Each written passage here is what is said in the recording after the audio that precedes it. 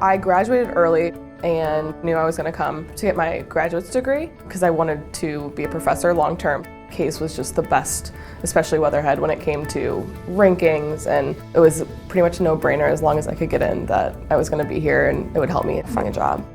The reason I was coming here was the professors were actually studying and researching things. They will be there every step of the way to support you. They want to get you hands-on experience in all the classroom activities, so you're not just learning the theories, you're getting to apply that, and that was extremely helpful. They can tell you what different companies are looking for and how to stand out from other candidates.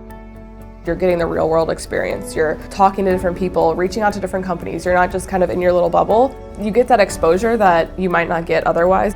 You learn in a very different way. It's very hands-on, it's very applicable, it's just a different learning experience. It's about you as a person, and the professors want to help you develop. It's not just you on your own. They're not just here doing their research. They're here to focus on you and making sure you're learning, and beyond school, you've got a really great support system with your cohort and professors. The connections I've made, I think, have been something that I could not have done outside in the real world because I'd stay in my bubble wherever I'm working, and this has really given me that opportunity to broaden my network and learn more.